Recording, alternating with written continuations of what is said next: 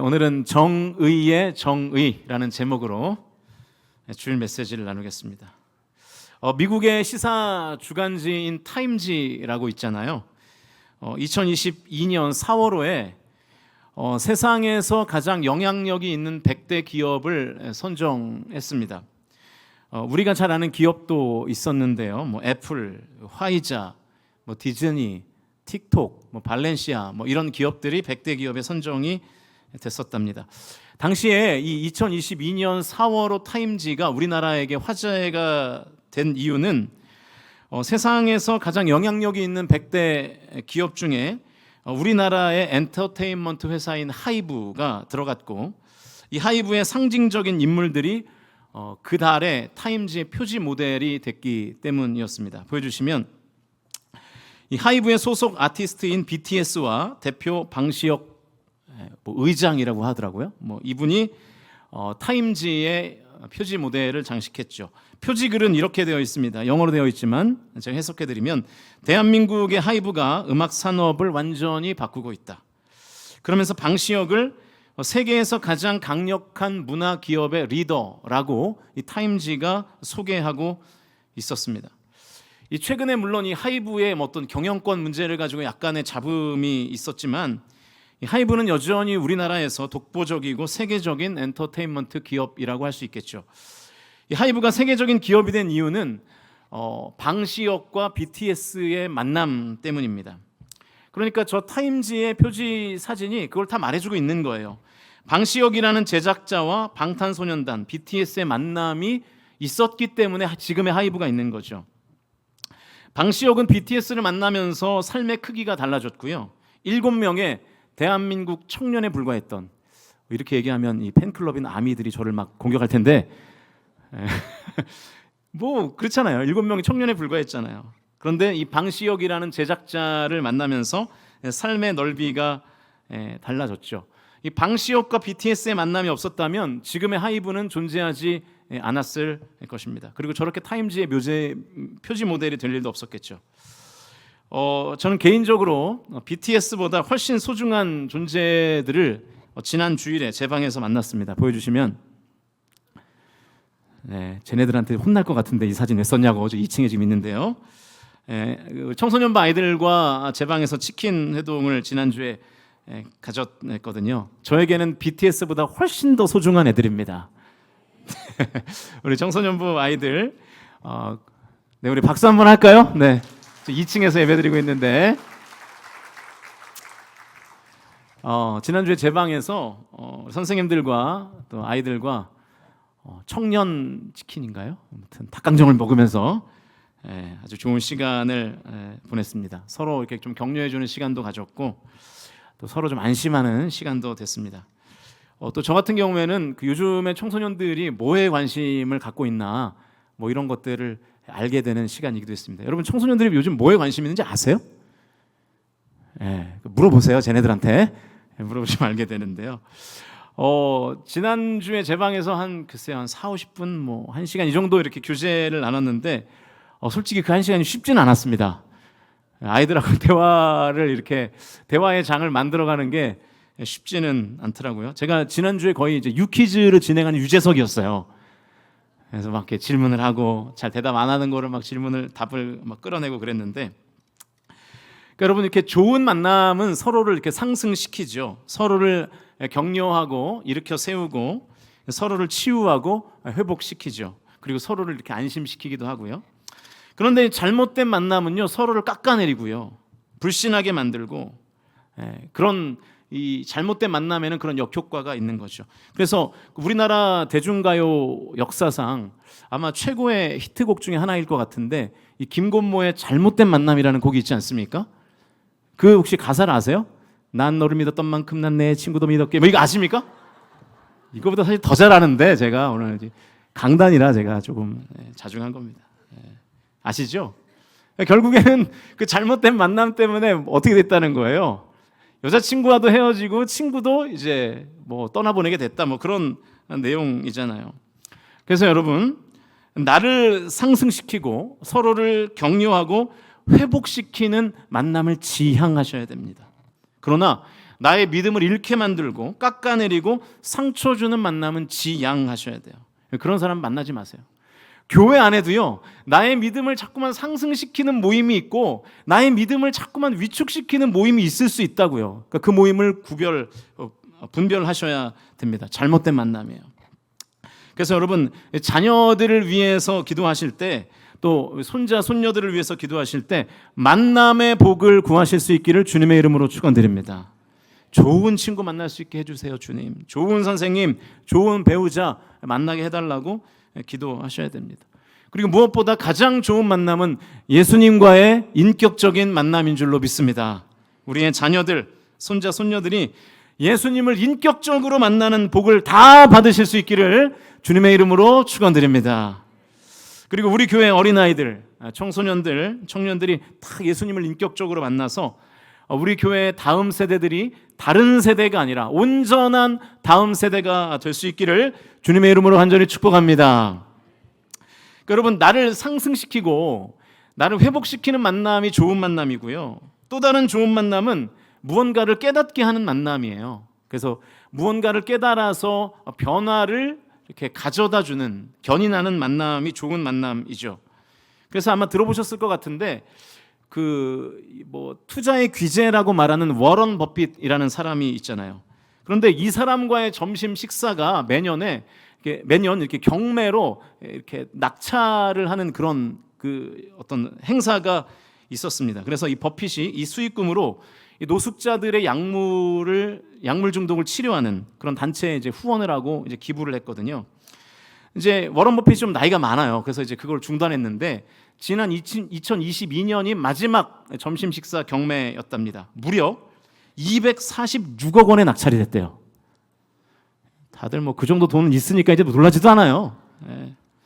솔직히 잘 이해는 안 되죠. 뭐로 246억이나 주고 점심을 그 돈 그냥 은행에 넣어놓고 이자만 받아 먹어도 훨씬 나을 것 같은데 그런 생각이 들지만, 아무튼 수많은 사람이 이 워런 버핏과의 만남에 목을 매는 이유가 뭐겠습니까? 그의 인사이트, 그의 통찰력을 배우고 싶은 거죠. 투자 방법 이런 거를 배우고 싶어서 그런 거 아니겠어요? 그런데에도 어마어마한 돈을 쓰잖아요.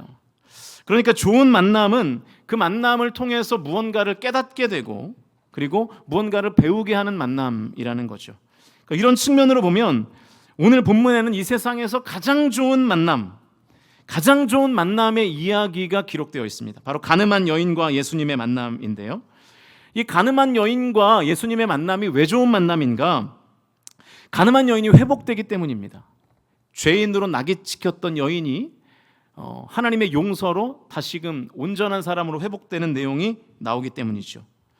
예수님과 가늠한 여인의 만남이 좋은 만남인 또 다른 중요한 이유는 깨달음이 있는 만남이기 때문이에요. 그 깨달음이 뭐냐? 오늘 설교의 제목처럼 정의란 무엇인가를 깨닫게 하는 만남이기 때문입니다. 그래서 오늘은 이 두 번째, 이 깨달음을 중심으로 말씀을 좀 살펴보려고 합니다. 먼저 오늘 본문의 내용의 구성을 좀 보시면 예수님께서 지금 무언가를 가르치고 계신다라는 사실이 분명하게 적시되어 있습니다. 오늘 본문의 구성이 이래요. 보여주시면 먼저 예수님의 가르치시는 내용이 나오고요. 이어서 서기관들과 바리새인들이 여자를 끌고 오는 장면이 나오고, 가늠한 여인에 대해서 서기관과 바리새인들이 예수님께 묻는 장면이 그 다음에 나오고요. 예수님의 질문에 대한 대답이 나오고 서기관과 바리새인들이 가늠한 여인을 떠나는 장면이 나오고, 그리고 나서 예수님께서 마지막으로 가르치시는 내용이 나옵니다. 이게 오늘 본문의 구조예요. 그러니까 이런 구조를 문학에서는 수미상관이라고 말하잖아요. 그래서 오늘 본문을 구조적으로 보면 예수님의 가르치심으로 시작해서 예수님의 가르치심으로 끝나고 있습니다. 그러니까 오늘 본문을 통해서 예수님은 가늠한 여인을 깨닫게 하시고 서기관과 바리새인들을 깨닫게 하시고 지금 이 말씀을 묵상하고 있는 우리를 깨닫게 하시기 위해서 지금 가르치신다는 것을 우리가 알 수 있죠. 사랑하는 성도 여러분, 오늘 이 예배를 통하여 우리 모두가 예수님의 가르침을 듣고 진정한 정의를 깨닫는 은혜가 있기를 주님의 이름으로 간절히 축원드립니다. 자, 그러면 이제 본문 속으로 한 걸음 더 들어가 보겠습니다. 4절과 5절 말씀 같이 읽겠습니다. 4절 5절 시작. 예수께 말하되 선생이여 이 여자가 가늠하다가 현장에서 잡혔나이다. 모세는 율법에 이러한 여자를 돌로 치라 명하였거니와 선생은 어떻게 말하겠나이까. 간음한 여인이 현장에서 붙잡혔어요. 그러니까 간음을 하다가 붙잡힌 것 같아요. 간음이 뭔지는 다 아시죠? 배우자가 아닌 다른 이성과 성관계를 한 것입니다. 배우자가 아닌 다른 남자와 성관계를 하다가 현장에서 붙잡힌 여성을 이 서기관과 바리새인이 예수님께 지금 데려온 거예요. 그리고 이렇게 묻는 거죠. 모세의 율법에는 이 여자를 돌로 치라고 되어 있는데 선생님의 생각은 어떻습니까? 그러니까 지금 예수님이 사면초가의 상황에 있는 건데요. 만약 예수님께서 죄인을 용서하라고 말씀하신다면 모세의 율법을 어기는 사람이 되는 거고요. 돌로 치라고 말씀하신다면 로마법을 어기는 사람이 되는 거예요. 왜냐하면 당시의 로마 법상 유대인들은 사람을 죽일 수 없었거든요. 이러한 상황에서 서기관들과 바리새인들이 예수님께 묻는 겁니다. 선생님, 이 상황을 어떻게 해석해야 되겠습니까? 라고 묻는 것은 예수 선생이시여 당신에게 정의가 무엇입니까? 이렇게 지금 물어보고 있는 것과 똑같은 거죠. 그런데 여러분, 이 정의라는 것이 사실은 정의하기가 굉장히 어려운 개념입니다. 왜냐하면 이곳에서의 정의가 저곳에서는 불의일 가능성도 있기 때문입니다. 진보에서는 이게 정의인데요, 보수에서는 이게 정의가 아니에요. 정치권에서는 이게 정의인데 정치 밖에 사회운동하는 데에서는 이게 정의가 아니라고요. 그러니까 정의가 상대적인 개념일 때가 많습니다. 그래서 한동안 우리나라의 이 마이클 샌델이라는 그 교수가 쓴 이 정의란 무엇인가라는 책이 굉장히 공전에 히트했잖아요. 100만 권이 팔렸답니다. 아마 여러분의 집에도 한 권씩 꽂혀 있었을 텐데 아마 읽지는 않으셨을 것 같고, 그렇죠? 왜 이렇게 그런 책들이 많이 팔리느냐? 이 정의를 분별하기가 어려운 시대를 우리가 살고 있다는 거죠. 그러나 우리에게는 절대적 정의가 있습니다. 바로 이 변하지 않는 하나님의 말씀인 줄로 믿습니다. 하나님의 말씀이 변하지 않는 이 절대적인 정의이기 때문에 우리는 정의가 무엇인가, 이 정의에 대한 정의를 할 때에도 성경 말씀을 통해서 정의할 수 있어야 하는 것입니다. 그래서 오늘 본문을 통해서 예수님께서 정의를 과연 어떻게 정의하고 계시는지를 좀 살펴보려고 합니다. 오늘 예수님은 정의를 3가지로 말씀하시는데요. 첫 번째는 서기관들과 바리새인들에게 적용되는 정의입니다. 이 서기관과 바리새인들에게 정의가 무엇이냐는 질문을 받은 예수님의 대답이 6절 뒷부분부터 나오기 시작하는 거예요. 화면을 보시면서 6절 뒷부분 말씀 같이 읽겠습니다. 시작. 예수께서 몸을 굽히사 손가락으로 땅에 쓰시니. 여러분, 이 6절 말씀은 사실 우리가 성경을 묵상하면서 가장 궁금증을 일으키는 장면이기도 합니다. 대체 예수님은 이 당시에 땅에 뭐라고 쓰셨을까? 궁금하죠. 여러분은 뭐라고 쓰셨을 것 같으세요? 성경이 침묵하고 있기 때문에 정답이 없어요. 근데 대부분의 이제 성경학자들은 이 본문의 맥락에서 이제 해석을 하는 거죠. 아마도 이 서기관들과 바리새인들의 죄를 일일이 낱낱이 기록하셨을 것이다. 그래서 A라는 서기관, 간음, B라는 서기관, 도둑질 이렇게 기록하셨을 것이다. 그러셨을지도 모르죠. 근데 저는 개인적으로 좀 생각이 다릅니다. 왜냐하면 일단은 쓸 시간이 많지 않았어요. 7절 앞부분 말씀 같이 읽겠습니다. 시작. 그들이 묻기를 마지 아니하는지나 이에 일어나 이르시되. 그들이 묻기를 마지 아니하는지라라고 되어 있는데 공동번역은 같은 부분을 대답을 재촉했다라고 번역했어요. 그러니까 서기관과 바리새인들이 상황을 설명해주고 난 다음에 예수님께 막 대답을 재촉하는 거예요. 자꾸 재촉을 하니까 예수님이 땅에 쓰는 것을 멈추고 일어나셔서 대답하신 것입니다. 그러니까 이런 것을 미루어 보면 이 서기관들과 바리새인들의 죄를 막 오래 기록할 시간이 없으셨던 것 같아요. 그리고 6절에 땅에 쓰신이라고 되어 있는데 여기에 쓰다라는 단어가 헬라어로 카타그라포라는 단어입니다. 글씨를 쓰다라는 뜻이에요. 그런데 또 다른 뜻은 그림을 그리다라는 뜻도 있어요. 그런데 이 카타그라포에서 이 카타라는 전치사가 무엇에 반대하다라는 개념을 담고 있습니다. 그래서 종합해 보면 예수님께서 그 땅바닥에 쓰신 글에는 3가지의 조건이 충족돼야 돼요. 일단은 시간이 짧아야 되니까 길이가 짧았을 거예요.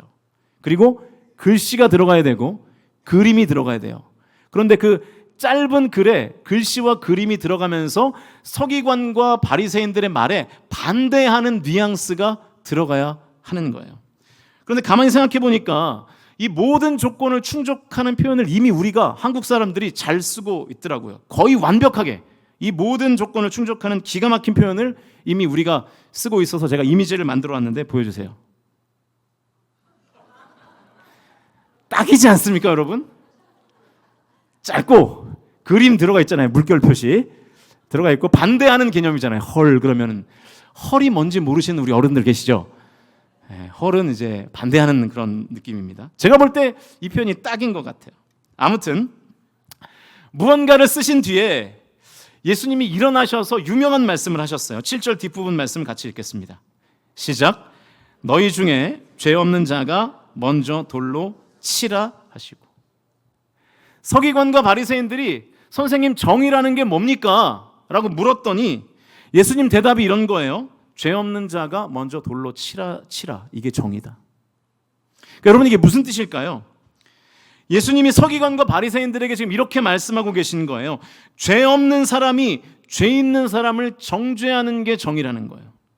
바꿔 말하면 죄 있는 사람이 다른 사람을 정죄하는 것은 정의가 아니라는 뜻도 되겠죠. 이것이 오늘 본문에 나오는 첫 번째 정의에 대한 정의입니다. 여러분 예전에 코미디 같은 일이 있었어요. 한때 이 가짜 박사 학위가 그 한국에 이렇게 큰 사회적인 문제로 대두됐던 때가 있었습니다. 아마 신정아 씨로부터 촉발된 문제라고 제가 기억이 나는데 그게 이제 나중에는 목회자들의 학위의 문제까지 이렇게 번졌던 때가 있었거든요. 저는 이제 목회자니까 그분에 아무래도 관심이 있잖아요. 여러분 참고로 저는 박사 아닙니다. 저는 박사 과정 중이에요. 박사 과정 중의 사람은 박사라고 부르지 않습니다. 저는 그냥 목사예요. 혹시 나중에 뭐 교회 자랑할 때 우리 목사님 박사 이렇게 하면 제가 학위를 위조하는 사람이 되니까 그렇게 말씀하시면 안 되고 그냥 목사님이야 이렇게 말씀하셔야 됩니다. 우리 그 교회 주보를 보면 그 제일 뒷부분에 제 프로필이 있는데 제가 분명히 박사 과정 중이라고 써놨습니다. 절대로 제가 위조하는 게 아니라는 거 분명히 말씀을 드리고요. 아무튼 이 목회자들의 이 학위와 이 논문에 대한 표절 문제가 막 심각하게 대두될 때 이 한일 장신대의 차모라는 교수분이 목회자의 표절 무엇이 문제인가 막 이런 세미나를 갑자기 막 열기 시작했어요. 무엇이 표절의 기준이고 이렇게 하면 이렇게 표절하면 안 되고 왜 목회자들이 표절하는가 뭐 이런 것들을 막 전국을 돌아다니면서 막 세미나를 하시는 거예요. 그러니까 본인이 정의의 투사로 나선 거죠. 그런데 그 세미나를 하고 얼마 안 있다가 그분이 쓴 로마서 주석이 표절했다는 사실이 밝혀졌습니다. 그러니까 죄송합니다. 콧바람이 들어가가지고 그러니까 본인이 죄인이면서 나는 아직 그 죄를 들키지 않았다고 이미 들킨 사람들의 죄를 막 낱낱이 막 고발했던 것이죠. 여러분 이게 이런 코미디가 세상에 어디 있습니까? 자 그러면 이 서기관과 바리새인들이 죄가 없어서 간음한 여인을 그 죄인을 예수님께 잡아왔을까요? 전혀 그렇지 않죠. 물론 그럴 리가 없겠지만 행여라도 이 서기관과 바리새인들의 개인적인 삶에 죄가 없다 하더라도 사실은 그 여인을 예수님 앞에 끌고 온 것 자체가 불법이거든요. 왜냐하면 지금 이 서기관과 바리새인들이 모세의 율법을 지금 그 근거로 주장하고 있지 않습니까? 그런데 모세의 율법이 이렇게 되어 있어요. 신명기 22장 22절 말씀입니다. 화면을 보시면서 같이 읽겠습니다. 시작. 어떤 남자가 유부녀와 동침한 것이 드러나거든 그 동침한 남자와 그 여자를 둘 다 죽여 이스라엘 중에 악을 제할지니라. 자, 남자와 여자가 간음죄를 저질렀으면 모세의 율법에는 어떻게 처리해야 맞아요? 남자와 여자 둘 다 죽여야 돼요. 이게 상식적이잖아요. 그런데 오늘 본문에는 지금 누구만 끌려와 있습니까? 여자만 끌려와 있죠. 이것 자체가 불법이에요. 그러니까 이 간음한 여인을 끌고 와서 가운데 세운 것 자체, 그 가운데 세운 서기관과 바리새인들이 이미 법을 어긴 상황인 것입니다. 그리고 본문의 맥락을 보면 이 서기관과 바리새인들의 삶이 깨끗하지 않았던 것으로 보입니다. 왜냐하면 예수님께서 죄 없는 자가 돌로 치라고 말씀하실 때 구체적인 죄를 나열하지 않으셨거든요. 그냥 죄 없는 자가 돌로 쳐라 이렇게 말씀만 하셨죠. 그런데 9절에 이런 반응이 나옵니다. 9절 말씀을 같이 읽겠습니다. 시작. 그들이 이 말씀을 듣고 양심의 가책을 느껴 어른으로 시작하여 젊은이까지 하나씩 하나씩 나가고 오직 예수와 그 가운데 섰는 여자만 남았더라. 예수님은 약간 뭉뚱그려서 돌려서 죄 없는 자가 돌로 한번 쳐봐 라고 말씀만 했는데 모든 사람들이 다 양심의 가책을 느끼는 거예요. 그러니까 그들에게 얼마나 죄가 많았으면 뭐 구체적인 죄를 얘기하지 않았는데도 그런 반응을 보였겠습니까? 여러분 꼭 기억하십시오. 교회 안에는요 두 종류의 성도만 존재해요. 우리 모두는 다 죄인이에요. 그런데 들킨 죄인이 있고 아직 들키지 않은 죄인이 있을 뿐입니다. 그러므로 우리는 서로를 정죄할 자격이 없는 사람들입니다. 이것이 오늘 예수님 말씀하시는 정의예요. 결국 오늘 본문을 통해서 예수님께서 우리에게 가르치시는 것은 정의를 말할 자격이 없다고 고백하는 것이 바로 진짜 정의라는 거예요. 다른 사람을 정죄하고 싶을 때마다 우리는 우리 자신에게 이렇게 물어봐야 합니다. 내가 돌을 던질 자격이 있는가? 사랑이 없다고 말할 자격이 나에게 있는가? 다른 사람에게 불성실하다고 말할 자격이 나에게 있는가? 경건이 없다고 말할 자격이 나에게 있는가? 여러분 우리가 그렇게 성실합니까? 우리가 그렇게 사랑이 많아요? 우리가 그렇게 경건하나요? 나도 그렇지 않으면서 다른 사람이 그렇지 않은 모습 때문에 왜 정죄하냐 이 말입니다. 다른 사람에게 정죄로 저격하기 전에 먼저 나에게 자격이 없다는 것을 깨달으실 수 있기를 주님의 이름으로 간절히 축원드립니다. 다 죄인이잖아요 우리가. 그러므로 다 죄인인 우리가 가져야 될 첫 번째 정의는 뭐냐면 정죄가 아니라 긍휼이 정의라는 사실입니다. 교회가 오래면 오래될수록 은혜가 사라지고요 정죄가 자꾸만 기승을 부려요. 우리 교회는 53년 된 오래된 교회입니다.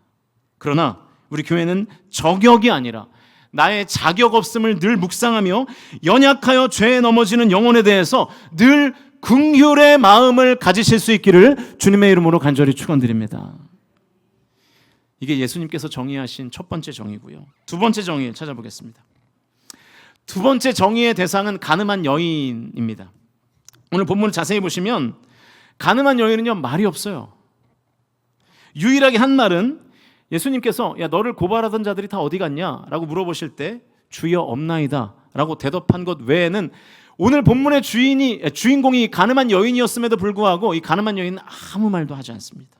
주인공이 침묵하고 있어요. 오늘 본문이 말하는 두 번째 정의를 이렇게 정의하고 있는 것입니다. 침묵하는 것이 정의다. 가늠한 여인이 왜 침묵했겠습니까? 죄를 인정했기 때문이겠죠. 아, 내가 잘못했구나. 내가 죄인이구나. 인정했기 때문이겠죠. 그러니까 침묵으로 일관하고 있는 것입니다. 여러분, 가늠한 여인이 침묵하지 않고 이렇게 말할 수도 있지 않았을까요? 왜 나만 여기에 끌고 오냐? 나랑 같이 간음을 저지른 저 남자도 여기에 끌고 와라. 서기관들, 바리새인들, 당신들은 죄가 없냐? 왜 나에게 돌을 던지냐? 누가 나에게 돌을 던질 수 있냐? 이렇게 말했다면 저는 예수님이 이 여인을 용서하지 않았을 것이라고 생각해요. 예전에 모 국회의원이 있었습니다. 이분이 그 어떤 여대생을 성희롱했다라는 이유로 국회의원의 품위 유지 위반에 걸려서 국회의원에서 제명할 것인가 말 것인가를 이제 투표를 했던 때가 있었어요. 아마 기억하시는 분이 계실 텐데 이 국회의원들의 투표 직전에 당시의 국회의장이었던 모 의원이 이런 글을 썼습니다. 오늘 본문 요한복음 8장 7절 말씀을 인용하면서 너희 중에 죄 없는 자가 돌로 치라. 여러분은 이 의원에게 돌을 던질 수 있느냐? 나는 그럴 수 없다. 이렇게 글을 남겼었어요. 그래서 결국 부결됐습니다. 여러분, 이 상황에서 누가 돌을 던질 수 있느냐라는 말은 누구만 할 수 있습니까? 국민만 할 수 있죠. 당사자뿐만 아니라 성희롱을 했던 당사자뿐만 아니라 같은 국회의원들끼리는 그런 말하면 안 되잖아요. 그냥 침묵하고 투표하는 게 낫죠. 감싸기처럼 보일 수 있지 않겠습니까? 그러니까 왜 매를 이렇게 버는지 모르겠어요. 여러분 기억하세요. 죄를 지었다면 침묵하는 것이 정의입니다. 죄를 인정하는 것이 정의예요. 나만 죄인이냐? 왜 나한테만 뭐라 그래? 누가 나한테 돌을 던질 수 있냐? 라고 말한다면 그것은 죄인으로서 불의한 행동입니다. 정의롭지 못한 것입니다. 이렇게 불의한 사람에게는 하나님의 용서가 임할 수 없습니다. 다음 주 수요일 때 제가 가인에 대한 주제 파악 시리즈 설교를 할 건데, 가인이 아벨을 죽인 후에 하나님께서 이제 가인에게 아벨의 안부를 물으시잖아요. 그때 가인이 하나님께 뭐라고 말하냐면 막 화를 내면서 내가 동생을 지키는 자입니까? 막 화를 내잖아요. 그래서 결국 가인이 저주를 받죠. 만약에 그때 가인이 그 죄에 대해서 침묵하고 그 죄를 인정했다면 얼마나 좋았겠습니까? 여러분, 죄인이 침묵한다는 것은 자기의 죄를 인정한다는 뜻입니다. 침묵은 죄인으로서의 정의로움이죠. 왜냐하면 침묵은 자기의 죄를 인정하고 용서를 구하는 행위이기 때문입니다. 사랑하는 성도 여러분, 우리 모든 인간은 연약해서 때때로 죄를 짓습니다.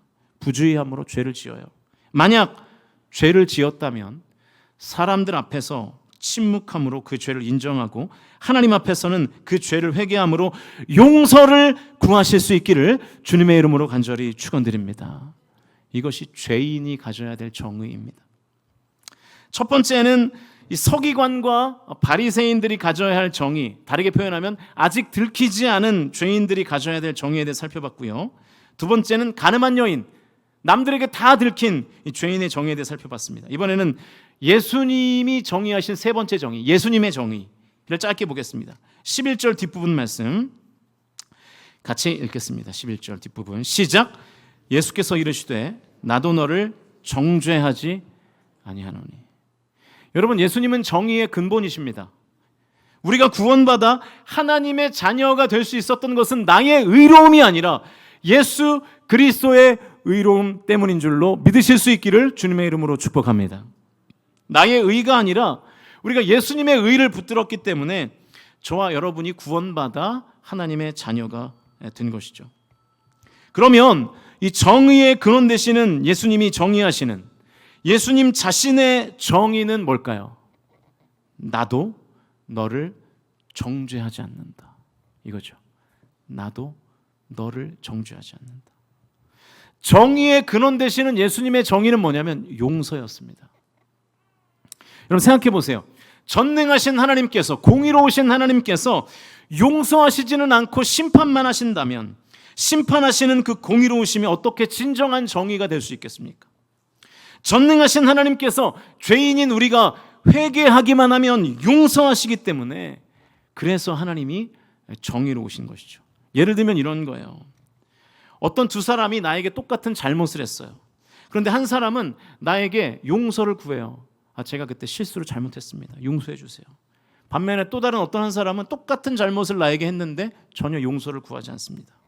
그러면 두 사람을, 한 사람은 용서를 구하고 한 사람은 용서를 구하지 않는데 두 사람에게 내가 똑같은 대우를 한다면 그거야말로 정의롭지 못한 것이죠.